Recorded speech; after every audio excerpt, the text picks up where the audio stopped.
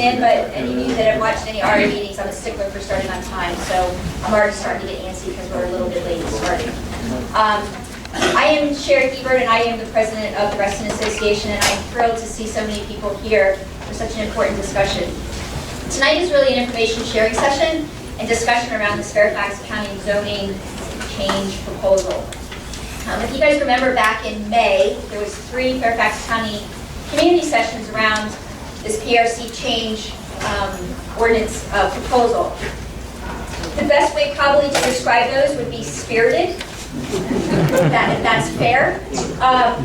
Most people have told me, I unfortunately or fortunately didn't go to those. I was probably doing other RA things at the time, but that they were maybe a little unproductive, that we didn't really get as a community what we needed out of that. I was in my new role as president of the association for a whole month when that happened. And so I reached out to the then president of RCA, Sridhar, who's sitting right here, and said, how in the world can we get the community to come together on such an important topic? And so then we recruited him to be on the RA board as our treasurer, and then Dennis joined in. So it was the same conversation with Dennis about how do we do this community-wide, because it's important to all of us. At the same time, I was meeting with Kathy Hudgens, and I asked her if she would be willing to have a 4th community meeting. And that it would give us time as a community to kind of ask our own questions of staff and do our own research and do our own analysis of the situation. And we could come back at a 4th meeting as a community with a more educated and perhaps just more informed perspective when we hear from the staff. And that meeting is now on the 25th, as you guys well know. At the same time, the Reston Association and staff and legal counsel on land use has also been working with the county on the very same issues, trying to move this ball forward. And the board will be receiving a briefing from our land use attorney and staff at our meeting on the 28th. So there's a lot going on in the next week or so around this issue. And the board will be taking a formal position on this sometime after the 28th, after we have that briefing. I do want to say before we continue on is I don't think anybody here, I would hope, I know the people that will be talking to tonight, we are not against development at all. Development's important. But what we're for, a balanced and well-planned approach to development is, I think, what we're all trying to get to. So I don't want to take a lot of time. You saw us trying to work hopefully they fixed it. No. Okay, we will fix it one way or another, or everybody will have to do a miming of what the slides would have said. But tonight you're going to hear from Dennis Hayes, who's the current president of Reston Citizens Association, with an overview of what we're going to cover tonight. Terry Maynard, you guys know him from all of his writings. If anybody goes on Reston Now or reads the 2020 blogs, Reston 2020 blogs.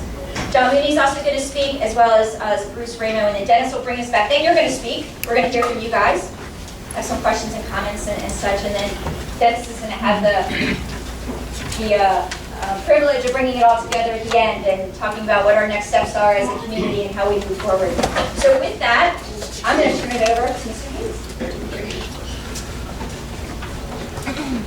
Thank you, Sherry, and certainly thank Reston Association for making this venue available to us this evening, and to all the folks who have worked and contributed to put this together. Any of you who know me know my background is the State Department, and if you know anything about the State Department, you know that we hate PowerPoint. And the reason we hate PowerPoint is it always breaks down at exactly the wrong moment. But being kind of old school, I have something even better than PowerPoint. I have a legal pad that I can write on and make notes. So fortunately, I think we're in pretty good shape, at least until we get to some of the more technical sides along the way here. As Sherry mentioned, I'm going to talk about kind of an overview and also what I think are some misperceptions and some disconnects that have occurred as this subject has kind of moved forward. I look around and I see many of you who were at least at 1 or 2 or maybe all 3 of the meetings in May. I suspect that many of you felt the frustration that I also felt at that time. And I would say the frustration was because we had a lot of answers, but they weren't answers to the questions that I was hoping would have been asked. And I got this sense that if it wasn't apples and oranges, it was at least Granny Smiths and Macintoshes, that we were just disconnecting along the way. So I'm going to throw out 3 things, which I hope will kind of set a framework for all the further discussion from what we hear from the other speakers this evening. You can either agree or disagree, and in the questions we certainly can talk about these sorts of things. One is I happen to be a believer in what we, shorthand, we call one Reston. And that is a Reston, everything you see in this blue here. And the difficulty is that this particular issue about the PRC, the Planned Residential Community, really only affects those parts that are in green and the sort of orange that you see along here. It does not include the corridor, the TSA, the transit station area along here, basically between sunrise and sunset. But this is an area that if it's eventually built out will have tens, maybe as many as 40,000 people in it. And so what happens in here, and here, and here, this is all one as far as I'm concerned. And I think we have to look at it that way as we assess what this will do to our community and whether we're in favor or not. The second thing I would throw out is that Reston is a planned community. And the plan involved a lot of balance. We put balance on things. We put development. We certainly like development, as Sherry said. But we also like infrastructure. We like to be able to get to the development without spending 45 minutes on Reston Parkway trying to get through the lights and from one place to another. So the linkage between development and infrastructure is very important to us. And also the link between development, infrastructure, and nature. Because we do put a lot of emphasis, appropriately, on nature, on open space, on green areas, on playing fields, and on trees, and we like those sorts of things. The third area I'll throw out has to do with whether this is an urgent problem or not. Where exactly is the urgency, and who is it that's feeling this urgency along the way? And I think as we get into the conversation, we're going to do a little bit more about that. Now, despite my best efforts, I actually did have a few PowerPoint slides, so you're going to have to work with me. I'll try to describe them, and then maybe later we can throw them up there. You can take a look at them, or they will be available online at some point in the very near future. When we had the meetings in May, you may remember the very first slide asked the question, why? Why are we having this discussion about the PRC? And there was an answer. And there was an answer that was listed 10 times in that PowerPoint discussion. And the answer, the reasons why, was because the comprehensive plan says so. That was the one reason that was given for everything that we're going to talk about this evening, is it's in the comprehensive plan, and therefore we need to follow through on it. Now, if you've been around and you've followed these issues from time to time, you'll know many of us believe the comprehensive plan is flawed in several ways. It was put together by a task force that heavily weighted towards the development side. There were many changes made after the final votes were taken. But nevertheless, it is what it is. It's there. And in fact, once you get past that, there's an awful lot of good in the comprehensive plan. There are areas that make a lot of sense that a lot of people put a lot of work into to make sure that we have this. And I'm going to talk about those quickly now, too. If you read through the plan, one of the first things you come across is some principles. What are the principles that went into this plan, and in fact go into Reston, that make us what we are today? There are 10 of them. I'm going to mention 2. The first one said that community participation is vital and must be continuous. Now, the key word for me was participation. And this is open for debate and discussion as to what exactly is meant by participation. I can tell you that I don't believe just sitting and having somebody tell you what they've already decided is participation. Participation is more like this. It's coming together to take a look at these issues and decide what's in the best interest of our entire community. The second one I will mention is it specifically says that development is tied to infrastructure. And it's curious because if you read in the title, it uses the verb will, which is a nice strong word. And you read down, and those who were on the task force tell me that all of a sudden in the middle of the night, there was a word change. And will became should. Now, you know, should's a good word. I should floss every night. But I will pay my taxes, and there's a difference. And it comes down to basically what is it that we're going to see in our community in the future as we go along. More PowerPoints, more slides. A couple of them is going to be picked up. Terry and John and Bruce are going to talk about some specifics because this affects everything. It affects everything from schools to traffic the roads, the parks, water, and everything goes into these decisions that we're going to make. I have two examples that I'll mention quickly. One of them, a small one and a large one. The small one is one of the reasons I love, and I thank all my Reston runner buddies for showing up tonight after much harassing them over the past couple of weeks to do so.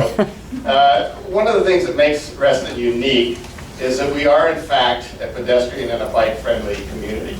And a lot of that has to do with the fact that we have underpasses under major roads, which were built when Reston was being built out. Now, when was the last time an underpass was built in Reston? 50 years ago? I don't know. It's at least 20. The one I can think of is probably at Spectrum, where Best Buy used to be. But not recently. And yet, there's nothing. The new Metro Center came in, but there's no overpass or underpass along those ways. And again, if there's a lot of time in the comprehensive plan to spend talking about pedestrian-friendly and bike-friendly, and yet non-grade crossings have not been built for at least 25 years in Reston, and that's terrible. The second thing that I was going to say is a bigger issue and a bigger problem. Anybody who lives in Reston knows that traffic has gotten very bad over the last few years, and it certainly will get worse. In the comprehensive plan, they talk about 3 additional crossings over the Dulles Toll Road. One at Soapstone, one at South Lakes, and one at Town Center Parkway. Now, is putting that on a piece of paper sufficient to solve the problem that we have or not? No, I don't think it is. And the parks, we're supposed to have 15, that's down from 30, new parks in the area as we go along. Where are they? I think we need to know these. And be very clear, what we have, the comprehensive plan is like a guideline. What we're talking about in this action that's coming up on us is a change in zoning, which has the force of law. And in Virginia, due to a Supreme Court decision, state Supreme Court decision 20, 25 years ago, a developer cannot be prevented from developing on the basis of there's no infrastructure to support that development. They can go ahead and build it anyway. So if we have a change in this, then we take what we get along the way. Again, there are 2 specific areas that are being proposed to change. One is to take the density issue for the green areas here, and they go up from 13 people per acre to 16. Now, at the moment, again, I don't want to steal Terry or thunder, but we're at about 11.9. We can have another 16,000 people can come into these areas before we get up to the 13, maybe more. And that does not include all of the people, all of the new construction which you're going to see in this area through here, which again could be 25, 30, 40,000 people along the way without the equivalent infrastructures being done. Also in this area, because of the way, again, one of the problems I think is we don't have the same base of facts and numbers we're working with. To get to that number, that 13 or 16 per acre, that does not include affordable housing, workforce housing, or the bonuses that are given for having those things. Now, Reston has a long and proud history of being welcoming and supportive of affordable housing. We have more than anywhere else in the county. But these are people just like the rest of us. They have kids in school, they drive cars, they go to the park. So why is it that people are not counted when we're looking at how is it that the community is being put together? So all of these things come together and put us into a point that I will get to later. But I'm going to turn it over, or should I stall? We'll do something until the until the PowerPoint comes through. Are we getting close? I only got a second computer, but I'll go ahead. All right. Well, let me bring Terry up then to talk about some raw numbers. Thank you.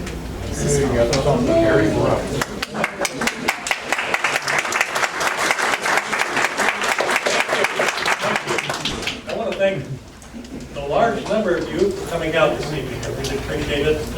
On behalf of this small group that's kind of been trying to put this together over the last 4 or 5 weeks. And I hope we live up to your expectations.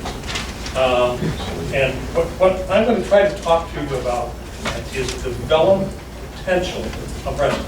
It's not a forecast. It's not saying there's going to be X number of people living in Reston 40 years from now. It says what the plan and the law, the zoning ordinance, would allow. which we go to this 16 person per acre proposal that the county has in front of us. Let me correct one thing right away. This area here, this transit station area, it's not 40,000 residents, it's 44,000 dwelling units. That's all. Dwelling units is a technical term for a home. Big difference. Yeah. And the county uses a number, it uses different numbers for different kinds of dwelling units. But all of these are going to be high-rise, multifamily dwelling units, condos or apartments. And the county says those dwelling units will average 2.1 people per dwelling. So we're talking about more than 90,000 people added in this area that's not in the PRC, which is what we're talking about. For the most part, there's an overlap here in Reston. So that's what I'm going to be talking to you about. It's about potential, not forecast. That's the first thing to remember. Wherever possible, I've tried to use Fairfax County's policies, their data, their methods, and their assumptions. And I'll just describe the dwelling units to you. Where it's been necessary, where we haven't gotten the information, or it's simply not available, we have made the most reasonable conservative estimate about the factors affecting population and housing growth. Those are the two things that I took a close look at, and then I went the next step further and looked at those effects in terms of ADUs, affordable dwelling units, and credit units. Are we up? All right. All right. Siri, do you want to stand here? Well, yeah, I will stand there. Can you turn the light down a little bit? Yeah, can we turn it Hello. so we can see? Well, we just got the computer working, now you're asking for lights too, I don't know, that might ask us a little bit too far. Okay, so we'll start with the bottom line and kind of work back. Do you want me to stay And here? what the proposed change in the PRC zoning ordinance would do is lift PRC zoning, our population in that part of Reston in 2010. You can't, you Okay. gotta get on the mic. Hold that, just hold that. Yeah. Can I drag it? Yes. Yeah, I can drag it. Thank you. In 2010, there were about 52,000 people living in the PRC part of Reston. There's 6,100, 6,200, and other parts of Reston, as defined by the Census Bureau, such as Deepwoods. They also included the area along Honor Mill on the far side of the park there. And this is all pretty much the same. So they added a few other people into it besides people who counted. Now in that same area, 40 years from now, we're looking at in the PRC area.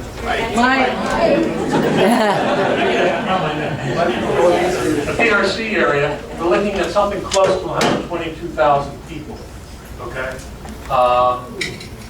And why is this? The actual numbers that the county uses is that the maximum number of people for the PRC would be 99,933. And that's 16 times the number of acres, 6,245.8. And you get 99,933. But again, as Dennis has already pointed out, that doesn't include ADUs, WDUs, and the bonus, which can be 20% for developers for providing the required number, required number of those types of facilities. So this is the real population potential of the Reston PRC under 16 person per acre zoning ordinance. And that number is, for those who can't read it? Oh, call it 122,000. 191,918. The transit station areas, we'll be looking at a population of 55,000. In addition to that, all adding up to a total one Reston population of 177,000 people.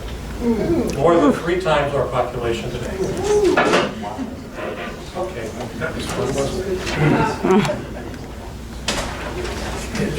Okay, let me explain what I did to get to those numbers. I've already told you, they're all, assuming all high-rise elevator development. What we did not include, and the county does include, is all those developments that have been improved, but not built. So, for example, Lerner has approved a huge development over at Spectrum, which would include 1,400 and some dwelling units, high-rise residence. And when they got that approved in 2013, I believe it was, they said, we don't plan to build this for years and maybe not for decades. So, but the county's still counting that as existing and planned and approved development. What that does is makes the difference between the ceiling of 99,000 and what their current count is, looks small. 74,000 is the number that they come up with, and our current 13 person per acre limit is 81,000. So that's only 7,000 people in their view that they can fit in here. Okay, so that's why they want to go up to 99. All right. All right. Already told you. ADUs and WDUs don't count. We've assumed that everybody will meet their requirements, policy directed, and that they won't take the bonus of 20%, they'll only take 10%. And the reason for that is that they don't have to take the bonus on site. They can take it somewhere else in the county.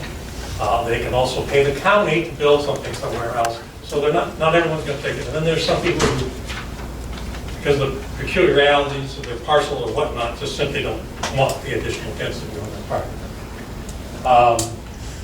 But it raises the potential of 30,000 people being added, a little more than 30,000 people being added to Reston's population, above that 99,933 number. So you're looking at basically 130,000. And using the 10% number that we do, it comes to 121, as you saw in the last. Okay, none of this precludes them from coming back and raising it to 18 persons per acre at some point in the future. So that's another thing. Okay, so let's take a look at my favorite topic, which is park space. The county actually has written guidelines for the number of acres it will provide. It should provide. I mean, in fact, we made that distinction for people in urban areas, and this is the standard: 1.5 acres for every 1,000 residents, and 1 acre for every 10,000 employees. So, do a little bit of arithmetic, and you see what the county already has planned. It has about 177 acres, and we're short 110 acres of park space. This doesn't count RA's, our space, open space. This is county park space, or even proper park space by the developers. Right now, the Reston Master Plan or Comprehensive Plan only calls for 2 significantly sized parks. One's in Town Center North, and if you've been following this, you've seen the town green, 7 acres going down that middle of that area. The other's in the south town, Reston Town Center area, where developers proposing something like 3,000 dwelling units, and then also a 7 acre park. Pardon me? 7 acres, yes. Besides these overall acreage numbers, there are also standards for park facilities, and they're huge. I mean, first of all, the list is huge. It's like 40 different kinds of facilities you can have, from top lots to golf courses. The good news is, a population like this deserves 2 golf courses, okay? So, the bad news is they don't meet any other standard in the long list. And to actually put those in would take over 400 acres of parkland. That just got too complicated to put on, but that's the point. I think, so what does that all mean? I just compared it to Manhattan, which is fairly densely populated. They'll have less than half of the parks per capita. Less than half? Less than half of Manhattan. if we go forward with this, and and 3/4 of that entices they're actually getting some breaks, more breaks to entice us than they are here. Okay. Students. We've all, not all of Don't walk them. away. Don't mutter. Kids, we've all had them. Some of us have gotten rid of them. Okay. By our calculation, with this growth that we've projected, Reston should have 5 new schools. Right now it serves, I think it's 19. But it will need a lot more. Here's a comparison of what the county says we should have in Reston and what we think it should have. Basically, the county, and this is in the comprehensive plan, should have 2 elementary schools, one in Town Center North, and one down east of the USGS, down in that area, basically across the street from down to the west.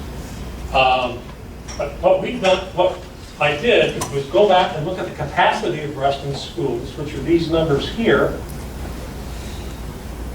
800, 1,200, 2,300 for the high schools, and see how short, what the shortfall is in terms of population, in terms of capacity against that. Well, the reason why we say 3 schools here is that they'll actually have the shorter capacity by 1,000 students if that forecast or potential is filled out, 130%. 60, and the 60% on the other 2. And then the question is, do you really need to build a high school at 60+%? The county doesn't follow that approach. The county builds when the capacity is pretty much filled. And you've seen not only just filled, but they've made all the additions they can, the temporaries of, filling up the parking lot and the rest of that sort of thing. So their approach is kind of build when you must, not when you're facing a future prospect of greater demand. Just for clarification, so the yellow is what the Fairfax County plan is, and the red is showing what Reston 2020 analysis projects would better meet the needs. Right. Is Now, what the plan says, besides the 2 elementary schools, is that the extra students in Reston and actually in Herndon should be moved westward in terms of boundary shifts to new facilities that are to be built south of Innovation Station. They're actually, if you know the area that well, there's a broad area that's undeveloped near Forest Elementary School, right next to Route 28 on the eastern side of Route 28. And that is Fairfax County Public Schools land, and that's where they plan to build that middle school and high school. So kids from Herndon will be going there, kids from Reston will be going to Herndon, and that sort of approach. Okay.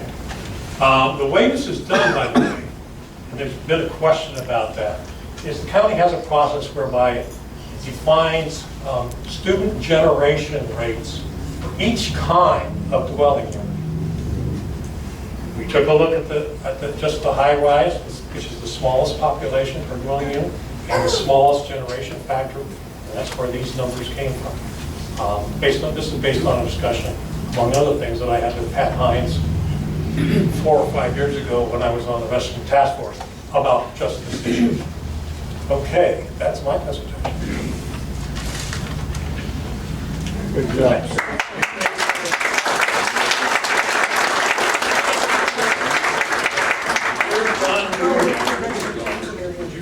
Can I ask you a question? What is I saw a relationship to Tyson's Corner about parkland, but based on what you've worked up here, how close are we to Tyson's 3 at this point? In essence, compared to what's going on at Tyson's? I will say the plan for Tyson's basically doubles the business density and has about the same residential density as Reston. I don't know if that's the way it's going to work out, but they're looking at 200,000 jobs and 100,000 residents in plan language. Here it's about 100,000 of each.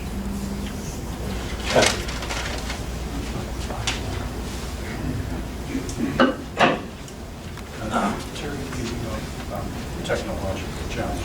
I don't want to harm that.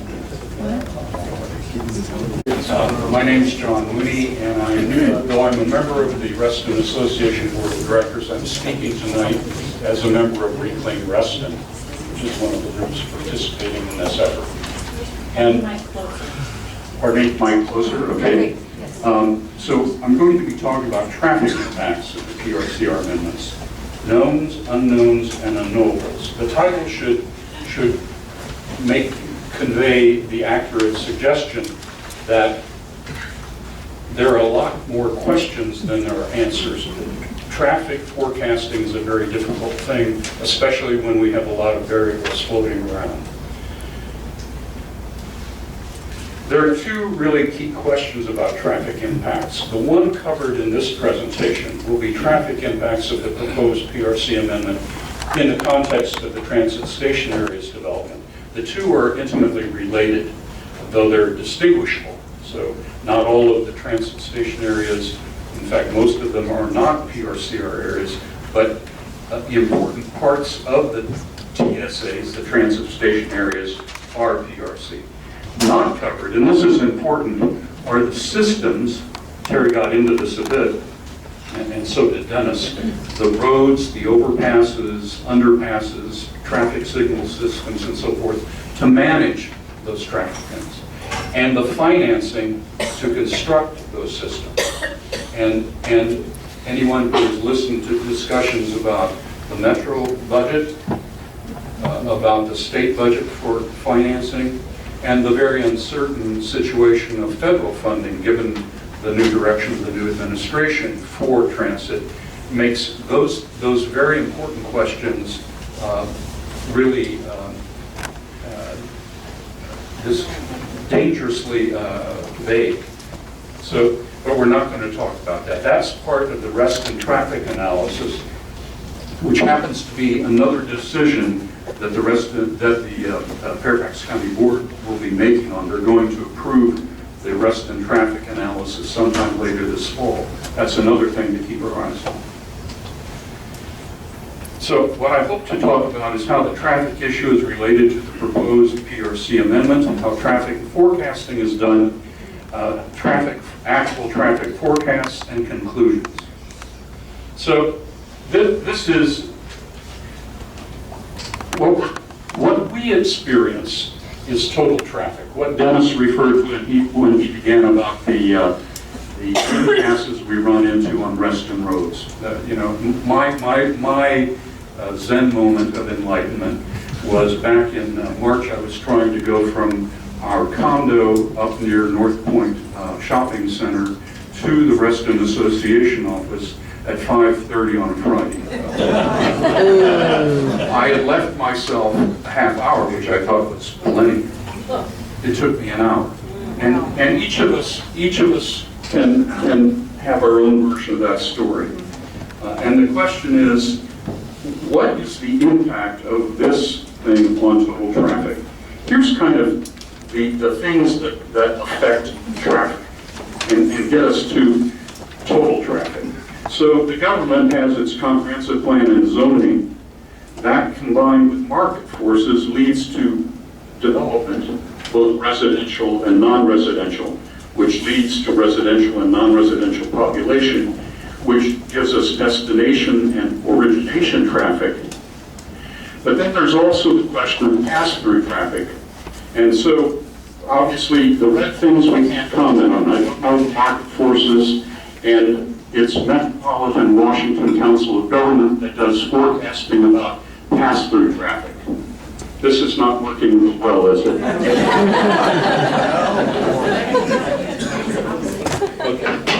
Okay. I'm too close. But those are other factors that lead to our experience of total traffic. We can't deal with that tonight, but that's what grinds us all. That's what gripes us all. Traffic forecasting, how it's done by by traffic professionals and by local governments is they start with a book called The Trip Generation Analysis by the Institute of Traffic Engineers. And it's got all sorts of problems. I won't go into it, it would take too long. But basically, they take a unit type, so an apartment or an office worker's space or whatever it might be, and they have an average that they've worked out starting in 1960 till now in Canada and US, and they come up with an average. So that gives a forecast. That is then adjusted by various reduction factors. They know, but it's unquantifiable, that there are flaws in the traffic generation manual. They try to adjust for the access of a particular site to non-single occupancy vehicle transportation, like it says modal split, so I think that's a Freudian I meant modal split. But transit, walking, and so forth. Distance from home to work is one of the largest factors in determining diversion from single occupancy vehicles. And then called transportation demand management measures. And then that gives us a single occupancy vehicle forecast, okay? Especially in morning and evening peak hours. So that's what we're talking about when we talk about traffic forecasting. So we've talked, part of the problem of pinning this down is the relationship between the PRZ-owned areas and the TSAs. Again, parts of the TSAs, the transit station areas, are PRC, others aren't. I'm going to pass this over because I think I've simplified it in a later version. So these are the traffic forecasts for Reston's TSA and its PRC zoned areas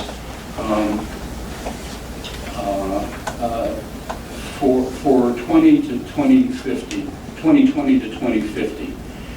These are the unadjusted traffic generation forecasts out of the manual. Okay, so it basically says that. Pardon me. Yeah, so it's the TSAs, including its PRC zoned areas.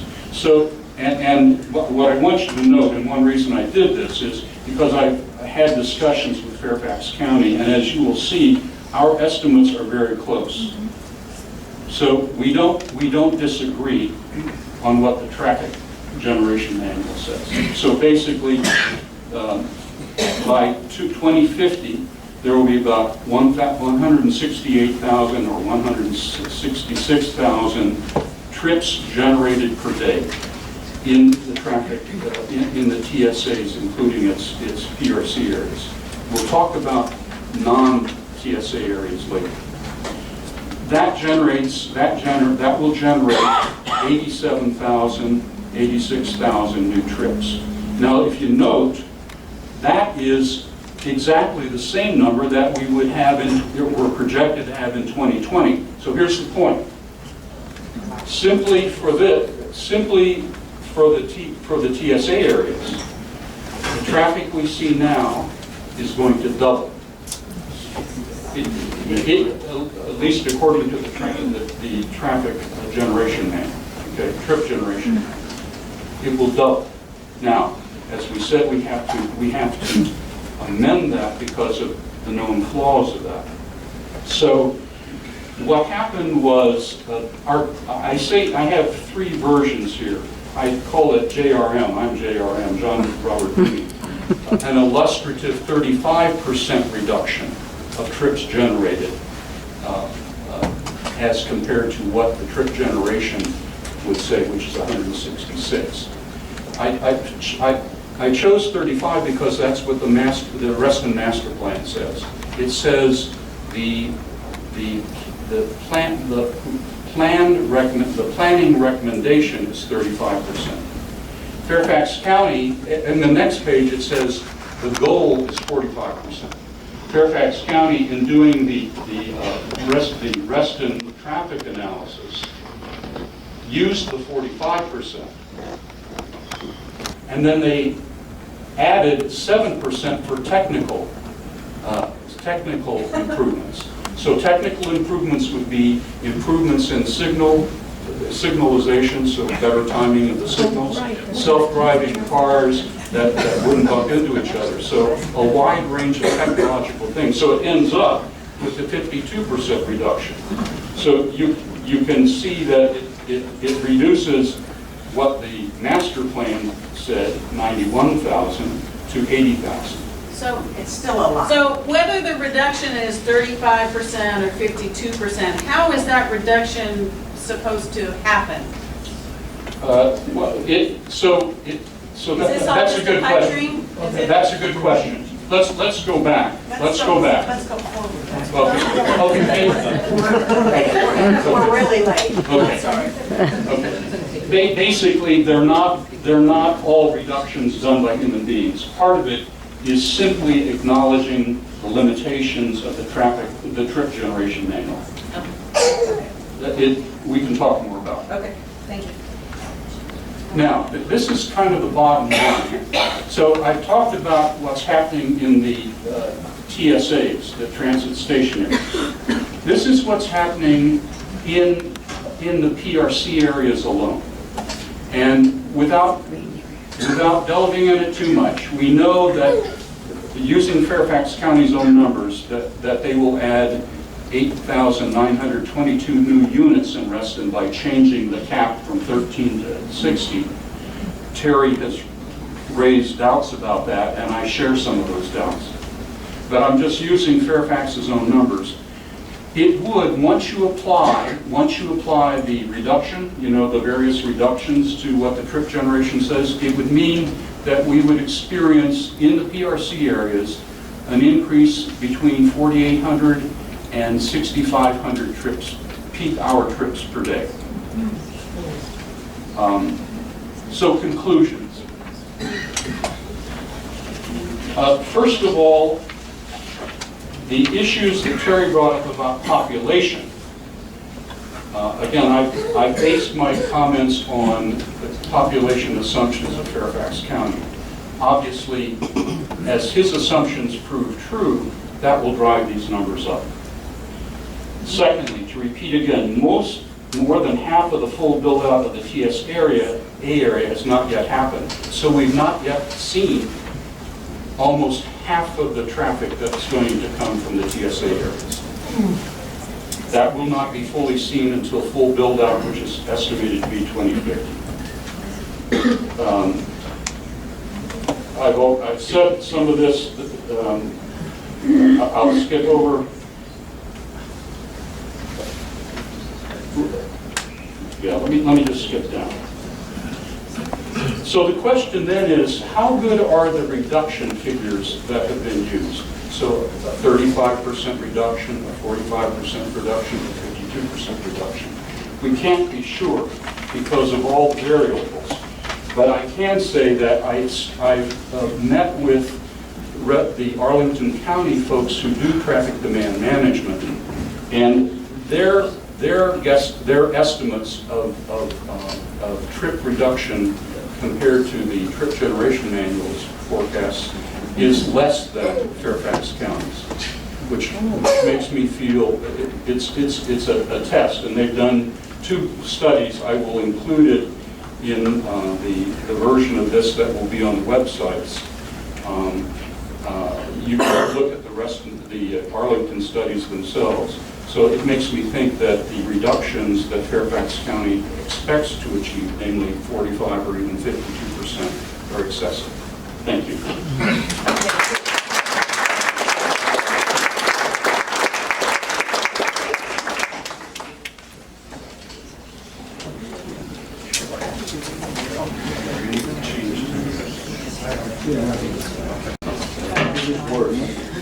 Hi. My name is Bruce Ringbaum. I'm a member of Reclaim Reston. Our group formed to oppose the St. John Woods redevelopment. That came about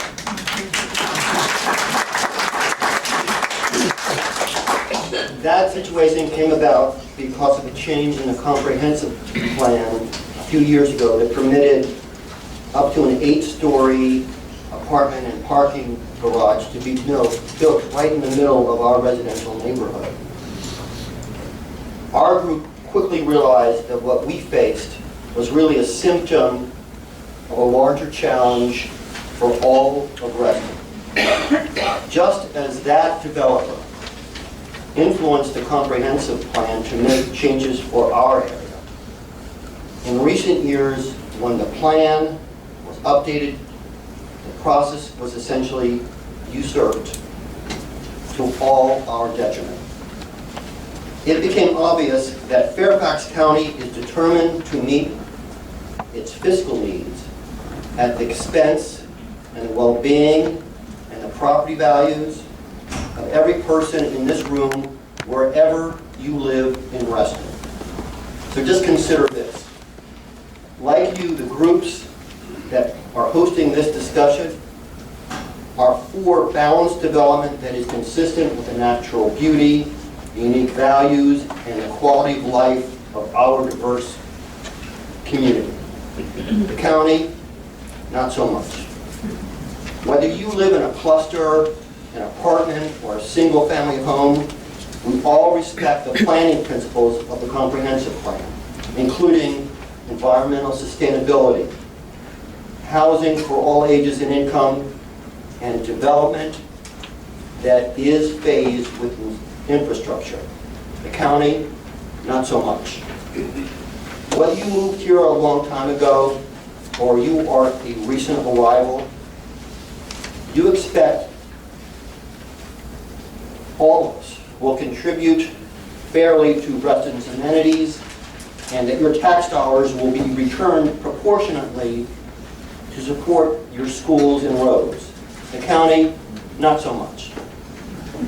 As a rational person, you want decisions concerning redevelopment in Reston to be considered based on realistic projections and standards. You're skeptical of estimates that consistently understate the impact of proposed zoning changes on schools, roads, and parks. The county, not so much. As a fair-minded citizen, you expect that Reston residents will have a majority oversight and control of funds committed by developers and proffers made in their development applications. The county, not so much. And perhaps like more than 1,000 Restonians who signed the petition opposing the proposed zoning amendments, you are concerned that the parks, the schools, roads needed to support increased population permitted by the changes are nowhere in sight. The county, not so much. My fellow citizens, the presentations you heard this evening reflect the complex maneuverings that went into changes to the comprehensive plan. Those changes, in turn, opened the door to the proposed zoning changes. You heard that some of the assumptions and the standards the county is using to justify the amendments are questionable. But there is no urgent need to change Reston zoning now. That the county's population projections, if the zoning is changed, is underestimated. And that development that would be facilitated by the zoning changes will far outpace infrastructure. I urge all of you, attend the meeting with the county on September 25th, and remember what you learned tonight. Ask why zoning changes are needed well in advance of definitive plans for roads, overpasses, schools, and recreation facilities to handle the growth. Ask where and when the parks and schools will be built. Ask what is the oversight mechanism to assure Restonians that money promised by developers in their properties will directly benefit Reston. Challenge the assumptions you hear, ask hard questions, and in the end, I hope you will join me in saying to the county, not so much.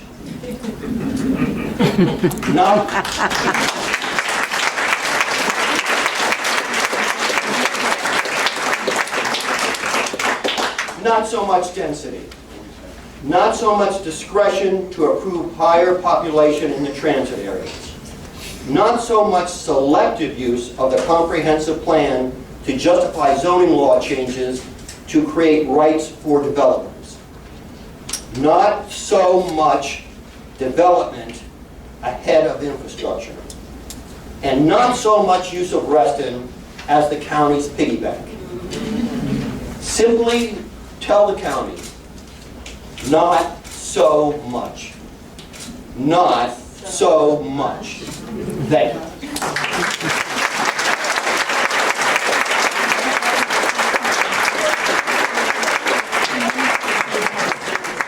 Thank you, Bruce.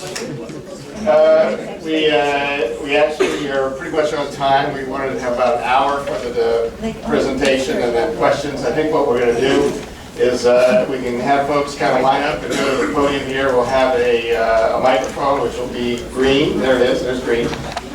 Quickly, just emphasize some of the things Bruce said. You know, I used to have a boss who said, your failure to plan properly does not constitute a crisis for me. And I think that's where we are now. I mentioned in the beginning, there's a question of where is the urgency. There certainly is urgency on the part of the county to push the development side. But where is the urgency to push the infrastructure and to have the parks that Terry and everyone has mentioned? What we'd like to see is urgency on all sides. And as we go into this meeting on the 25th next time, I hope one of the things you'll take away from this is in order to do this, we really do need to consider all of Reston. We need to consider all of this, not this, and not that, and not that. All of it along the way. And make that link between infrastructure and development, and then we can talk. There are a lot of specific things. We'll throw that up on the website. It's going to be up on all the websites, I think. It'll be on the Reston Association, Reston Citizens Association, Reclaim Reston, Reston 2020.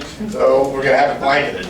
But right now, we're going to turn it over to you. And Dennis, ask a question. one more question. Yes. If you have a question or want to make a comment, put your hand up and I'll give you a sheet of paper. You can write it down, you can ask it, and you don't need to be exactly verbal, but this helps us remember what you've said. Okay. And also just come on up to the other podium here, and collectively, gentlemen here, I guess, just come on up, line up. This gentleman here, I think, is first, second, third. We got time. If you buy me a beer, I'm willing to stay as late as you like. So, go right ahead. My name is Bruce Bennett. I actually don't live in Reston, I live outside. But what happens in Reston really affects our area. We have fought for 45 years to save our area. 1977, and the very first day I worked here, I met Pat Kane, who was a planner. And so I learned from Pat and also from Dave Edwards, both of whom sadly have passed on. But I was involved with the Committee for Dallas for over 20 years, and looking at the plans. And then, even though I wasn't a member of the task force, attended literally hundreds of meetings with both the Tyson's task force and the Reston task force. And back about 2007, I re-met a gentleman named Chris Walker, who actually built Cascades, this building you're in, about 1981. And I helped him finance the first building in Parkridge at the east end of Reston. And way back in the corner, there's a guy named Joe Ritchie, who sometime about 2008 produced a 20-foot long strip map of the Dulles Toll Road, showing what would be needed by additional lanes as a result of the development being approved in Tyson's. And basically it was 2 or 3 lanes each way from Tyson's to Wheelie Avenue. And in fact, I think it probably have to go all the way to Dulles Airport. When I asked the transit, what was it called, the street grid task force, I forgot the precise name, they basically said in March, well, we haven't yet studied the impact of the growth of the Dulles Toll Road traffic on the community of Reston. So That was March. In May, Tom Bashadney, who's the head of Fairfax County Transportation, told a meeting, when I asked him for specifics on when certain road improvements would be completed, specifically soapstone, he had just come out with a new cost estimate of $170 million, up from the previous estimate 18 months ago of about $92 million. No explanation of why it would cost so much more. But basically, Tom Bashadney, he said, well, we're going to update the county transit traffic plan this year. So I said, so can we expect to know by December 2017 when the Soapstone Bridge will be built? Well, no, he said, we haven't identified funding. So I said, when's the earliest? 2026 is the earliest possible. There is no identified funding. The project scored low in the recent round of what VDOT calls smart scale. I go to hundreds of meetings a year. I've been to over 5,000 meetings in the last 20 years. And all I can tell you is I have never seen a situation where the planning has been so inadequate on a comprehensive basis. And so Terry Maynard, there he is, I mean, even the numbers he gave tonight, some of this was new information to me, even though I've known Terry for the better part of a decade. So what I'm saying is, we're in the process of discovery. Oh yes, one of the things I discovered Monday of this week at the Commonwealth Transportation Board meeting, I had been asking for the criteria to be used in the traffic impact studies called Section 527 and now Section 870. And if I understood what Terry said to me, basically that was only looking out 6 years. 6 years, okay? So in other words, what we have is developments planned in Reston through 2040. And the Commonwealth is not looking beyond about 2025. So I haven't got an answer to this yet, but this is the kind of problem we're facing. As to the schools, there are two things. My information, Terry, is that the Western High School site, that the land has not been acquired. That's based on what I checked 2 months ago. So therefore, there is no funding for the Western High School site, so we don't have that resolved. The other thing which happened last year, they adopted what are called urban school standards. So their plan is to include elementary schools in high-rise buildings. But when I asked them to set recreational space criteria, they refused. So what we now have is an urban school standard where there is no minimum recreational space per student set. So this is the kind of planning deficiency. I'm working at this as much as I can. I'd be glad to work with you all. Thank you.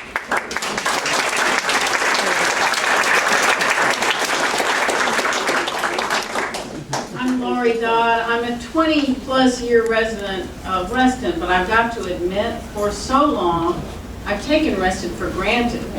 And now I'm starting to see that I feel like this planning is kind of a runaway train. And I am just waking up, and I see how slow it is to get a simple overpass at Wheelie to protect the safety of pedestrians, how many years it takes to get something approved.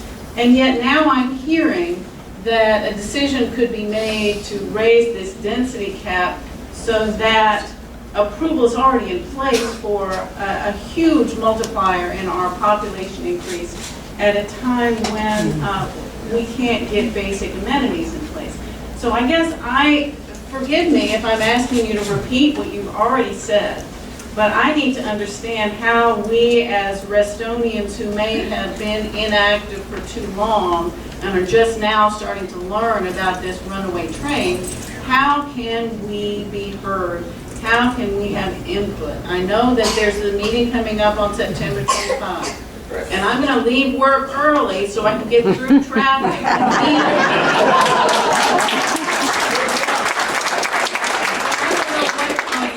Because I'm sure that I've seen that they try to outweigh us and schedule so many meetings that people can't live their lives and also have impact on their community. So if I could get a better understanding of opportunities for citizen input, that would help. And to whom? Well, listen, the key issue that's coming up now is the fact that what's been in the comprehensive plan is being changed into a zoning ordinance. And again, once it's a zoning ordinance, it's done, it's over. There's not much we can do ever against that. So the key decision is whether we will have this zoning ordinance made or not. At the moment, there again are two proposals. One to go from 13 to 16 people per acre. The second one, which we haven't really talked about a lot, would be to increase and here we're switching over to dwelling units. We keep changing back and forth. But it's to go up to 75 is the latest version from the county. 75 up from a maximum of 50. So a 50% increase in basically high rises and how high the buildings can go in the thing. So it comes down to basically, and correct me if I'm wrong, if I mistake my fact, but this will be a vote by the Board of Supervisors. Okay? The Board of Supervisors have full authority to take this action or to defer this action or to change this action. So on the 25th, we will have an opportunity to speak to our supervisor.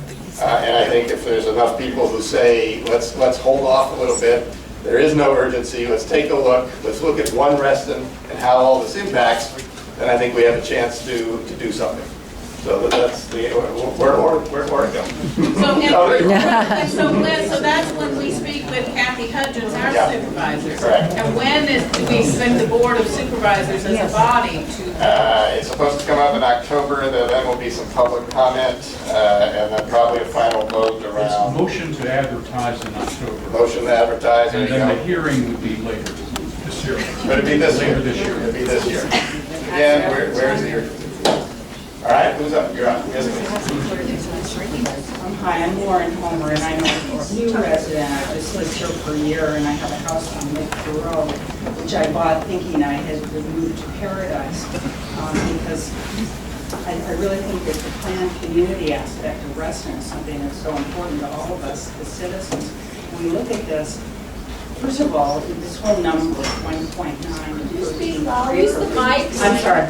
The number of 1.9 to 13 persons per acre sounds so innocuous, but when you really look at the calculations, it's so much more. As has already been said, it will triple the population of Reston, and in areas, I live on Lake Thoreau, so they've got our South Lake Shopping Center, and they've got every shopping center slated to have 50 people per acre.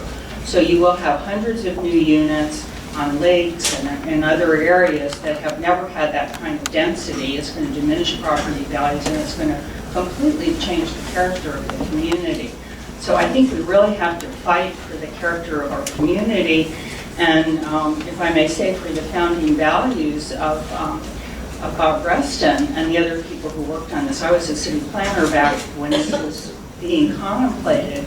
And Reston was the envy of all of the suburban areas around the country because it was so well planned. And it was really thought through, and we have the facilities that we have, and there really isn't a way to accommodate all these additional people without real disruption. Thanks.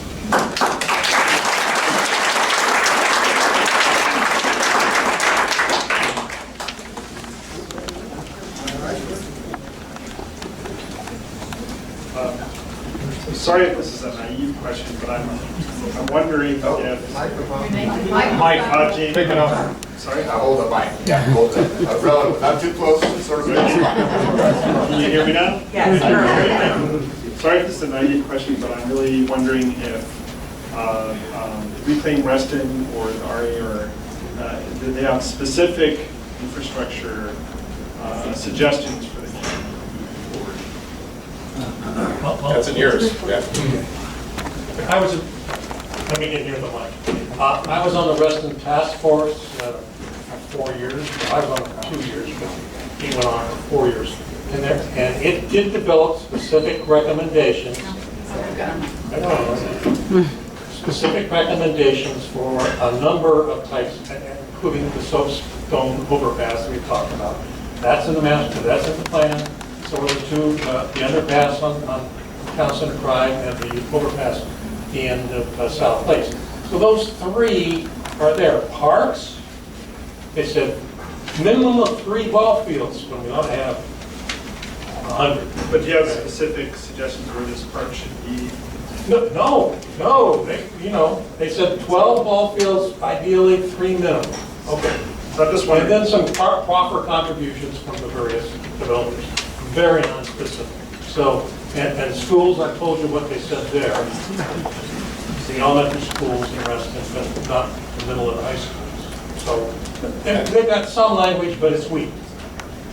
so does Reclaim Reston, my question was for Reclaim Reston, so is it, I mean, you have a list of things that you say, if these infrastructure projects are implemented, then more development is okay, or you don't have that? It's kind of a yes or no.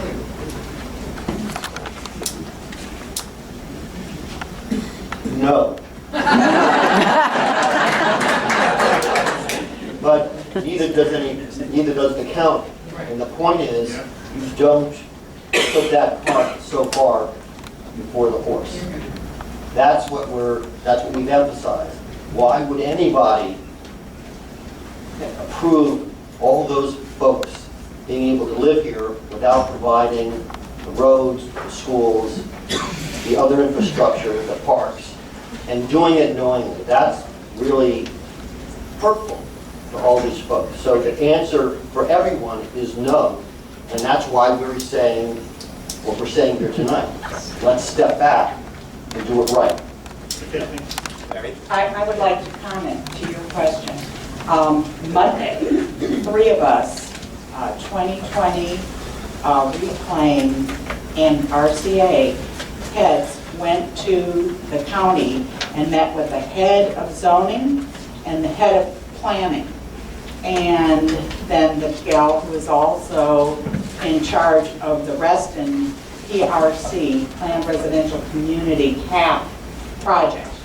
And we were told unequivocally that, number one, the statistics that we had asked for May 3rd, which was a composite of the corridor TSA area and the old Reston PRC area, we had wanted a composite population estimation based on what had been zoned already. And we were told, wait a minute, the zoning amendment coming forward is only PRC. You don't need to have the TSA stuff. So this is a problem for me.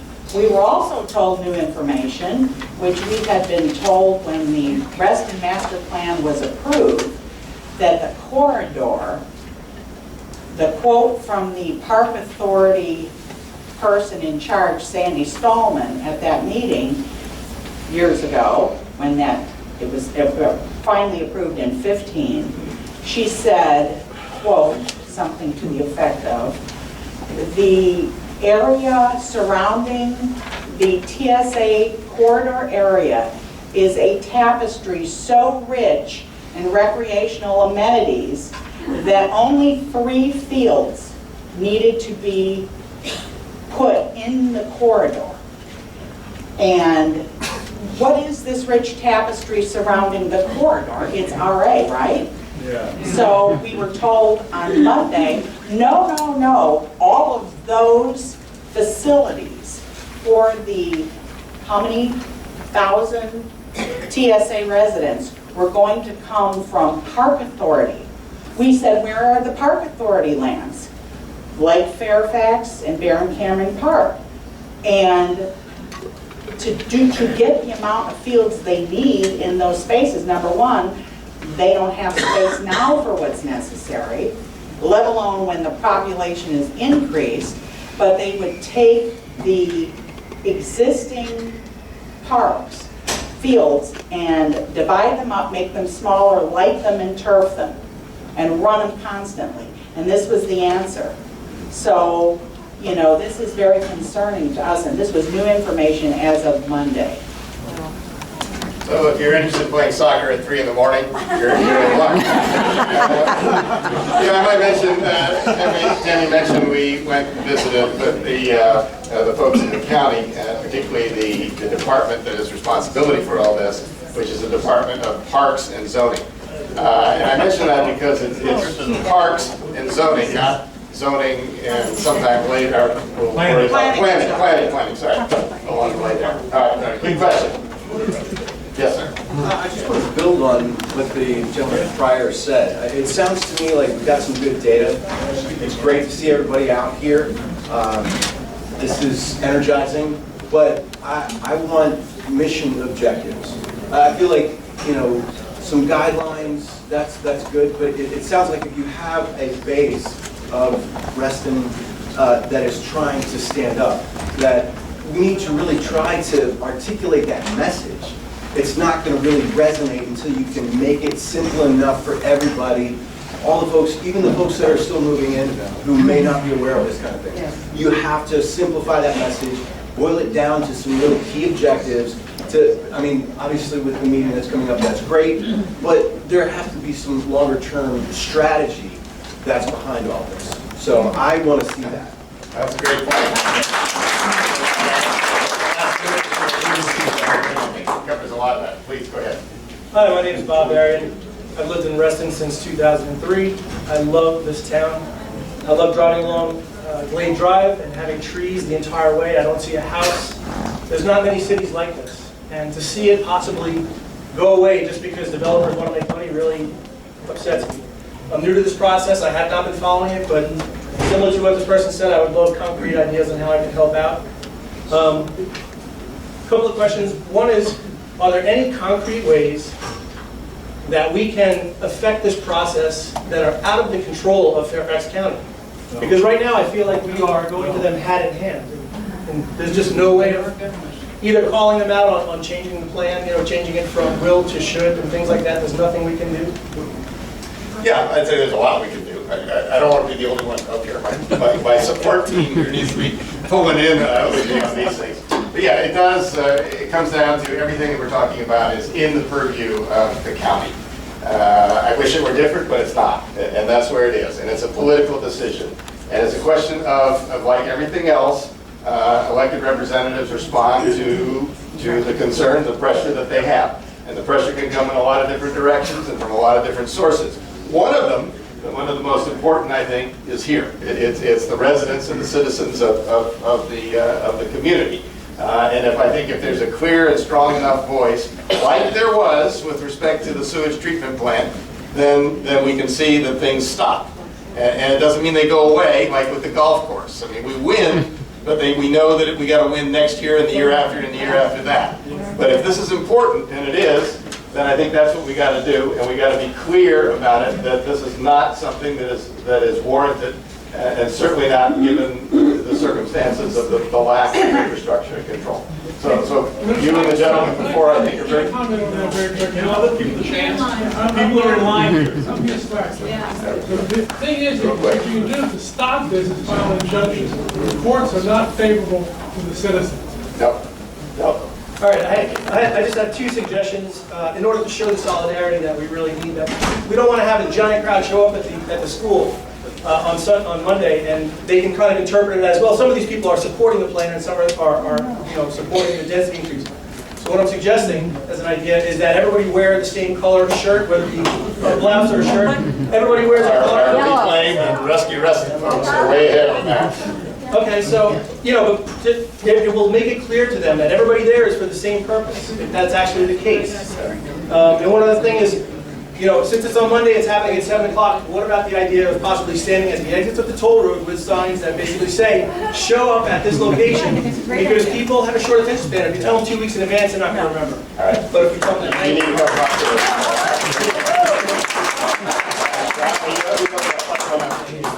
My name is Kimberly Mulville, and that's kind of a segue to what I was going to say. I wanted to expound a little on what Bruce said. It is very advisable to be at the meeting on Monday, and talking to Kathy Hudgens, she is your elected official, and she needs to understand that she's been voted in to represent us. And that needs to be clearly said. I've also been to 5,000 of these meetings, and I don't know anybody who said, hey, we want to blow our place up and Reston, just build it out like crazy. You're about to see this place change like you've never seen it change before. Your investment, your property investment, your retirement, all of that you put into this place. If you don't make it clear, if you don't show up, if you don't bring a friend, have them bring a friend, everybody. I love the idea of the signs on the toll road. She and all of the supervisors need to know that they represent us, and that has to be made clear, and it has to be made in numbers. Otherwise, you're going to see a very big change. So I really strongly recommend you all do that. I've gone up against these issues, and it's a diverse area. You've got city life, you've got greenery, and it's very unique, and you want to kind of preserve that, and you don't want to be sitting in this traffic. And we all need to work together to get this to happen.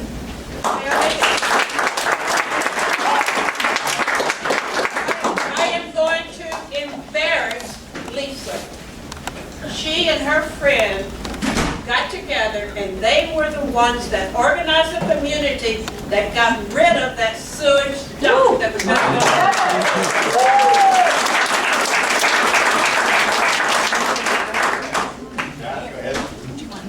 Supervisor Hutchins' telephone number is... Are your pens out? No. Call. Shut down the office with your phone calls. Her telephone number is 703-478-0283. You can call tomorrow morning, start at 9 o'clock. Tell her what you think, and don't stop telling her what you think.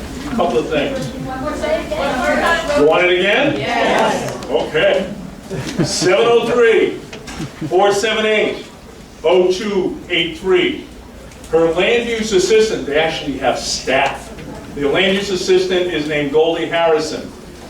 They'll make you talk to Goldie. Go ahead, but ask for a return phone call from Supervisor Hutchins.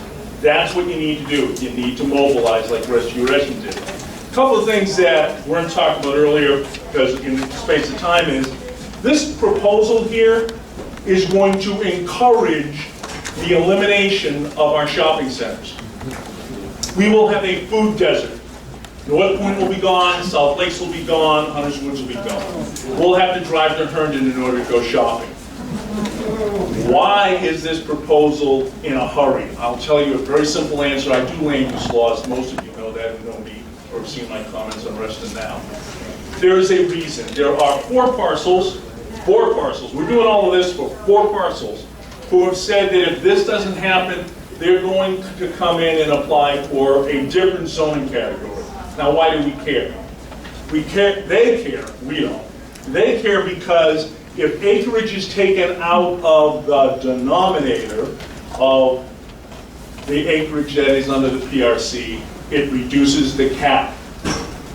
So they don't want developers to apply for PRM zoning. Just so everybody else knows, the 14,000 units that they want to add will all be luxury high-rise housing, costing $4,000 a month to rent. Okay? In order to qualify for that, you're going to be making $200,000 a year. Last point, move on. The proffers, and I've been making this point for 8 years. They're supposed to be giving recreational proffers to Reston Association. I have had 2 developers' attorneys tell me that when they say we're going to give recreational proffers to Reston, the supervisor's office calls them up and says, nope, give it to the park authority and don't put any restrictions on where the park authority can spend the money. That's wrong, and it is contrary to what they promised us when they said that RA would provide the recreational facilities. Well, if RA is going to provide the recreational facilities for all these people coming in, then we need the proffer money. And by my last calculation, there's $7 million of proffer money that should have come to be spent in Reston that isn't coming. And with $7 million, we could build an indoor tennis court, and we could be a long way to it having another indoor pool. And that's what people who live in high-rises want, based on the studies we've done. So there's a lot to be talked to Kathy Hutchins. Do not eliminate our shopping centers, and let's get that proffer money to RA so that they can provide the recreational facilities that everybody relies on. Thank you. You had a question. Can you speak to Wegmans going in on Association Drive? My conversation with Supervisor Hudgens is that that's not going to happen. She wants to see Wegmans in Tyson's. They're going to have an urban form of Wegmans in Tyson's over at the Capital One project. And she wants to see that and see what kind of effect that has before she'll consider it over on Association Drive. I represent one of the property owners over there. I just, you know, they say it's going to happen, or they say that there's an interest in it. Whether or not it ever gets approved is a whole other question. So I just don't know the answer. Thank you. I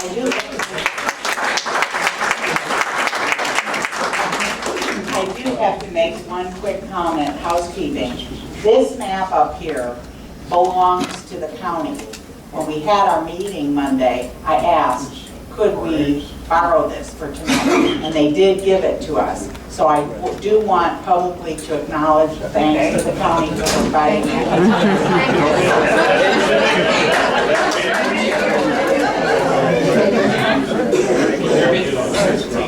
Next question, please. Can you hear me? Yeah. Right. My question has to do with, okay, I've seen all these increasing numbers of population and so forth. But one thing that has not been addressed is the increasing law enforcement for public safety to meet the needs of the populace. What's the projection on that? Because like a couple weeks ago, there's a shooting at South Lake Shopping Center, right? MS-13 moving in here. So what's going to happen with the public safety?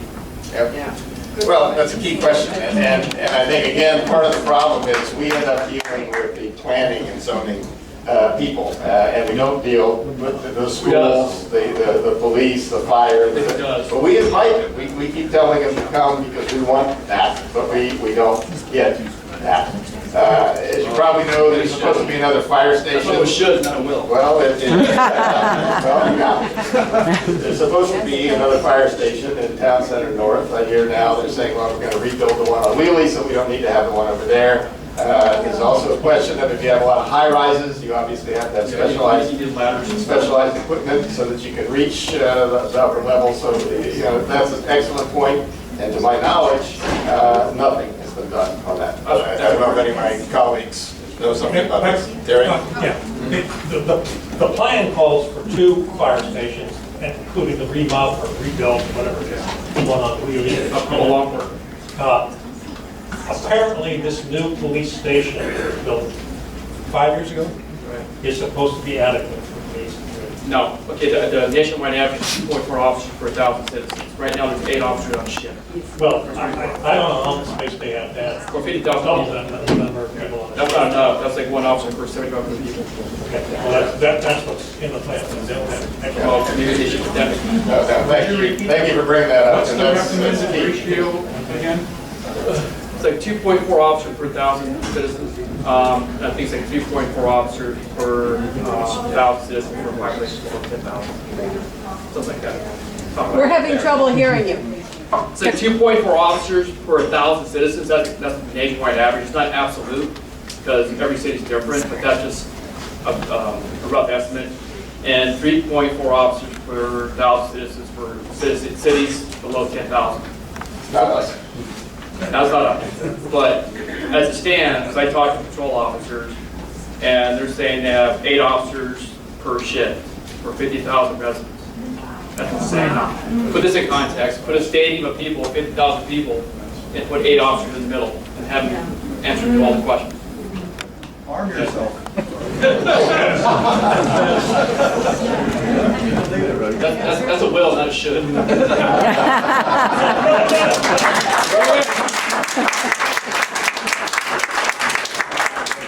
is a little bit of a housekeeping as well. So if you pass these out and if you want to fill one out, you can. And we can collect them. You can find me or you can find Tammy, or you can put them on the table out front if you feel comfortable doing that. I want to say thank you all for coming, because it really took time out of your night to do so, and this stamina is going to be needed for the long haul. If you've ever tried to change a law, which I have, it takes a lot of time and effort, and we're going to need time and effort. It's not just showing up on Monday. It's calling, like John said. It's visiting other supervisors. It's going to the planning commission meeting. It's going to see county employees and speaking to them. We need to come together. And someone said, well, what's your plan? we talked about having a big plan or a big message, but really what we wanted to do is come talk with you all, because we're all smart people. We wanted to hear your ideas first. Let's collect all of the ideas here.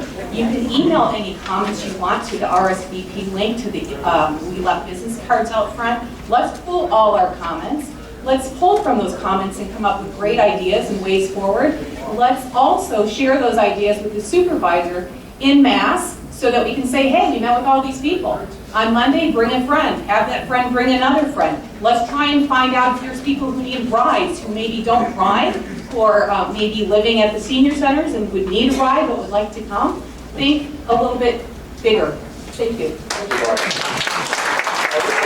We have the room for 9 o'clock, so we have plenty of time for more questions. Yes, please. I might be a little bit out of the with this, but I worked on the communications committee like 2 or 3 years ago, and that's Linda Grabowski. I live in Dogwood Cluster. And that's when they were doing the master plan, and everything that was presented was like totally positive. You know, how everything was going to be constructed, how there was going to be the domes with the housing. And if you look at the metro stations that they built and the ones that they're now constructing, they're totally inadequate. I mean, you've got like 1 escalator. If you're downtown, you have 3, so they can switch it out if it's a problem. But the big one that I've got, and this is Dan, when I was part of the communications committee, Comstock was going to be part of RA. They were going to join. I do not know if that has happened, or if that is... Yes. Done? Yes. Why is there a building up there with purple neon all over it? I don't know. Now, if Reston's in control, how did that happen? I went to a design review board meeting where they took Harrison Apartments and rug them to the ground. Sorry, the answer on the Comstock is when those units become condo, they might, they will join RA, but it's not. It's So basically the boulevard, everything on 267 is Fairfax County, so Reston has no say. A Reston Association Design Review Board does not have venue, I don't believe, over Comstock. It will when they become a member, but not before. Again, we should have done it first. Well, you can't force it, you can't legislate that a particular developer become a member of a certain HOA. You can't legislate that. It was strongly suggested, so we're trying to get them to join. So, appreciate it. And we have no venue over the Purple Lights. Good evening, everyone. My name is John Hanley. I'm the director of RCA, and I like the statement of the gentleman, whoever he is, who said we need goals. It's quite clear that the county, with our spineless supervisor, is determined to push through an ill-considered, ill-organized PRC proposal. We need to stop it dead. How do we do that for at least a year or 2 years to discuss it and to find out what all the ramifications are? I'd like to propose to Dennis and all the other people who are involved in the 5 associations which have organized this meeting to prepare a letter to Ms. Hudgens which says we want to have this postponed and we don't want it moved forward until we are satisfied that all its ramifications are understood. And I think if that is done, perhaps before the 25th, I don't know, a letter stating, a petition if you like, whatever it may be, but what we need to do is to establish a goal. Our goal should be to stop this movement dead in its tracks.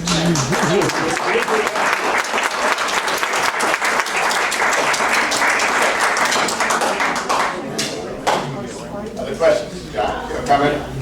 Yeah.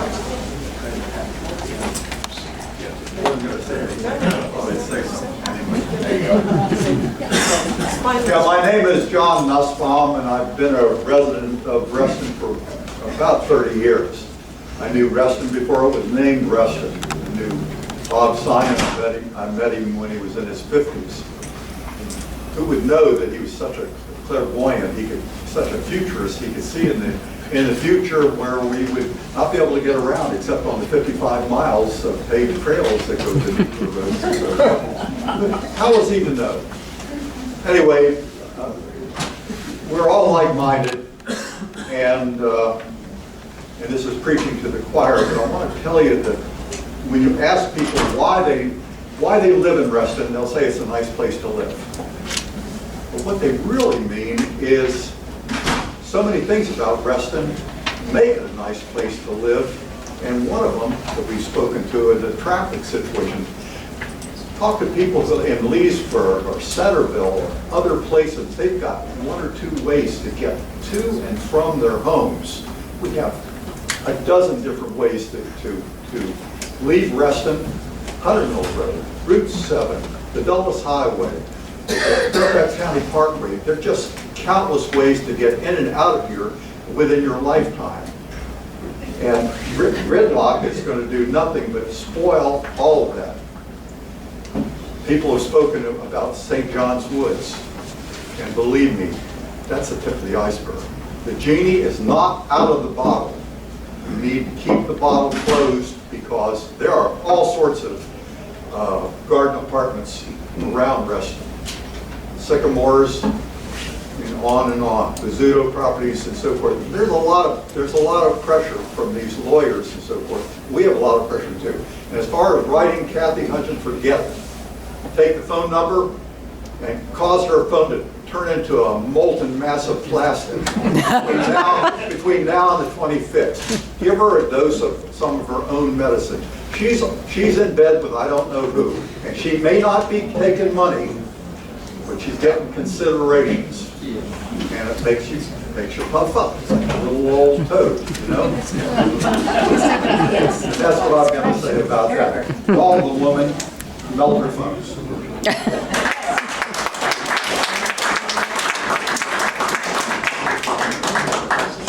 Hi, I'm Jody Bennett. And this afternoon I was on my computer looking at land use. I've been in land use with Bruce since 1978. You guys in Reston have helped us on Hunter Mill Road, and hopefully we can help you. July 2017, land use in Hunter Mill District, I think it's about 9 font, 4, 5, 14, etc. Is there any way on your website that you could put up what are the applications and how much density and It's on our site. Yes. How much density and the traffic impact? It doesn't have to be a lot. But I think 95% of us don't know what's happening out here. It's on our website. It's on Reston.org. Yep. Yep. So, okay, thank you. Thank you. Okay, other questions, comments? Sir? I'm wondering if you can put something in. Mike. Okay. My name's Mike Norvell. I live over on South Lakes. I wonder why, okay, environmental. Is there any kind of injunction you can get? Have you thought about that? Because these lakes, I was on the Lakes Advisory Committee for years. And I know all of this development will destroy all 4 lakes. There's no question about it. They're gone. So is there some way to get something, some sort of injunction to slow this process down? And the other one is demographics. Can you trust their demographics? I used to work with Census Bureau, and I'm not sure what they're quoting is any good. They're made up numbers. Yeah, sure. Well, I had two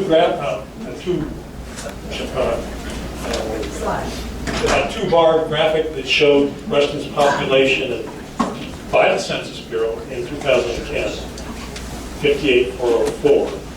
The only breakout I could do of that was the little bit that was not PRC, and the large bit, 53,000 roughly, that was people living in the PRC. South Lakes, I live just off South. But they do longitudinal studies too. I mean, the county's basis plan could be completely wrong, and that could stop the process down or slow it down to where we can have the effect. Well, this is particularly important in the school situation. And this kind of came up today in an email dialogue among the three of us, where the county only forecasts out 5 years because they can't really get a grasp on how many kids are going to be born beyond 5 years to predict further than that. They did do for the Reston Task Force a 20-year forecast using the standard method, the same method that I use with so many students for each kind of dwelling.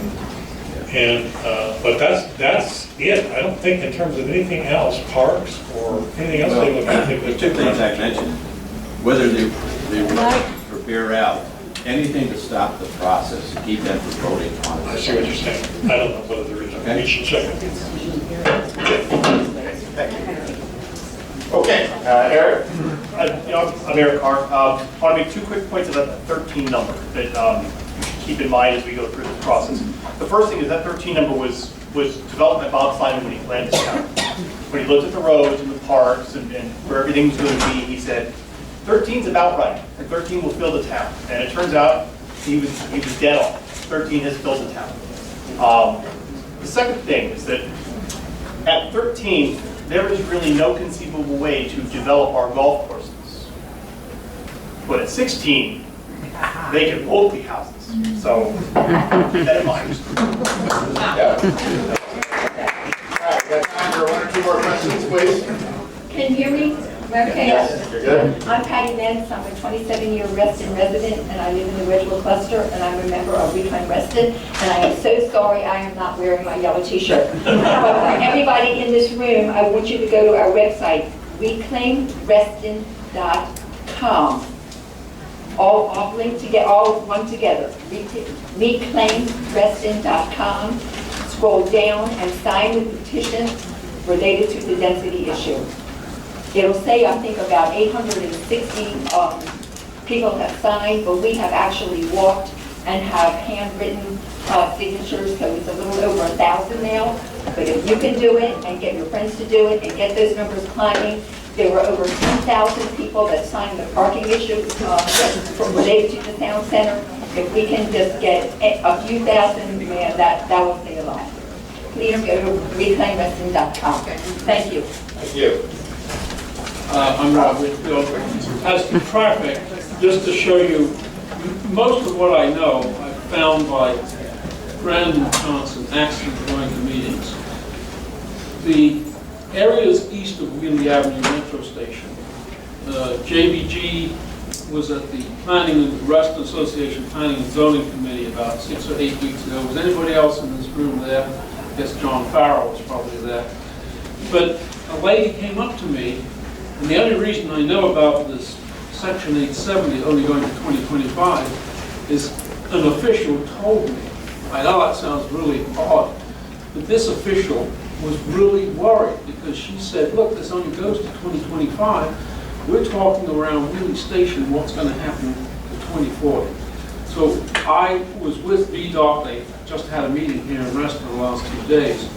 What I want to do is to force them to make the traffic impact analysis go to along the range. I don't know how to do that. Are there any traffic engineers in the room, per se? Okay, well, John Callow used to live in Reston, and I'm John, and I will work for me. The other thing I do is know various people who work at the Council of Governments.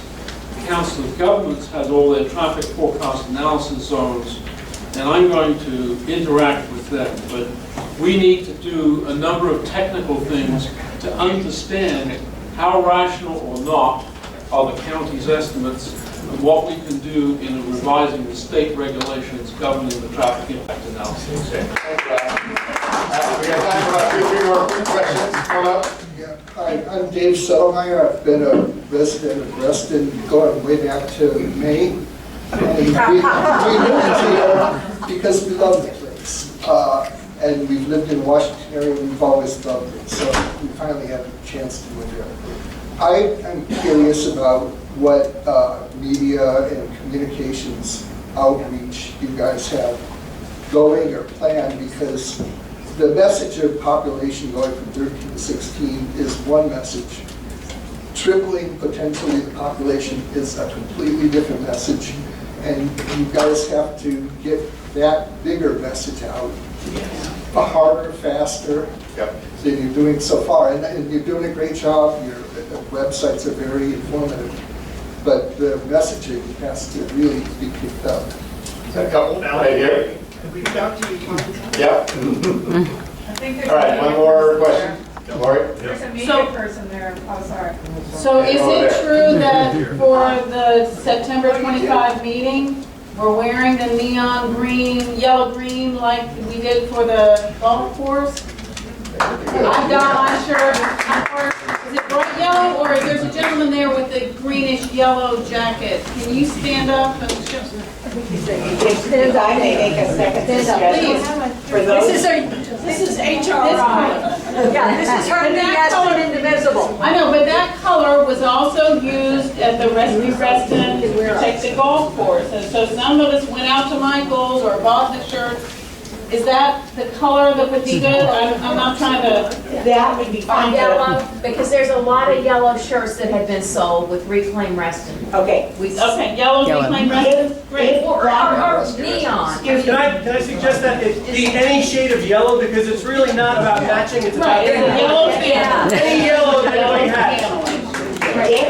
I think, you know, I would just say that we've got to have a long game, but right now, we've got to get our representative Kathy Hudgens voting right, because if she sells Reston down the river, that's going to be really hard to come back from. Now, getting Kathy on our side may not be enough, because she's one of 9 members of the Board of Supervisors. But if we don't have Kathy, then we don't have a game, I don't think. So we have got to get to Kathy Hudgens.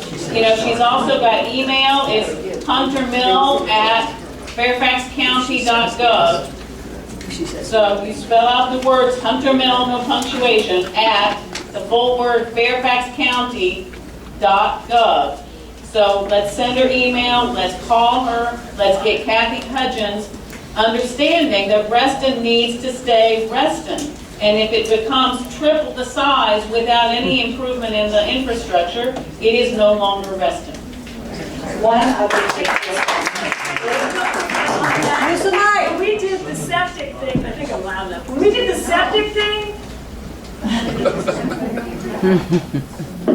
septic thing, we copied all the supervisors. I mean, yeah, you want to get to Kathy, because typically we vote with your, the district.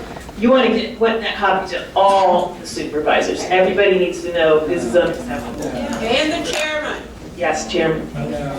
One suggestion in addition to wearing yellow or lime green or chartreuse, if you have a notebook or something that's red, bring that, and if there's something that said that you don't like, wear your yellow shirt and hold that sucker up. That has become sort of a universal, red is good, bad, green is good. So that, for people who don't wear yellow, is a possibility. Thank you. Okay, again, thank you. We're going to take one last question and we'll wrap up. We'll get out of here by 9 o'clock. I'd like to just make a short statement. First of all, you talked earlier about the will and the should. That word should is not in my vocabulary. You either do something or you don't. What we're talking about here is follow the money. The developers are out there to make big bucks. And the county wants their share on the taxes. We moved into Reston in 1970. Wow. We raised our family here because it is a beautiful community. I think just today the Patch reported that Reston was listed as the 26th best community to live in the United States. Now, if all of this junk happens, we're going to fall down on the list. And I want to close with another cliche. If it ain't broke, don't fix it. Thank you. Okay, well, listen, I tend to be fairly optimistic about most things, and I'm fairly optimistic about this, because Reston one thing that is well known is Reston has a very active community. If you don't believe me, just go to the Taj Mahal or any of the county offices and tell them you're from Reston and see what kind of reaction. So I think there's been some great ideas that have come out of this. I think, yes, we certainly should be phoning.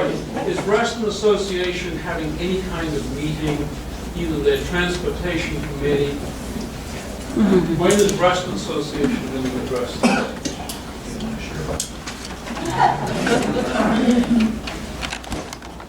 this? Reston Association board meeting, which is the 28th of this month, is going to be having their legal counsel tell us their findings and their recommendations. Reston Association board, which many of us are here tonight, will be taking a position as Reston Association. So that means representing all of you that are members of Reston Association. So this was very useful for me, and I know for at least some other board members that are here, some of them in the back, to hear your passion and your concerns and your thoughts, because we too represent you. We don't get paid like the supervisor does, but we still represent you. So you're welcome to come to our board meeting on the 28th. So you could go one on the 25th, you can come to our board meeting on the 28th, our regular scheduled board meeting, and it is on our agenda. And do you have a transportation and land use subcommittee that is addressing this? We have Larry. And Kelsey. And John McBride, our attorney. That is our land use team.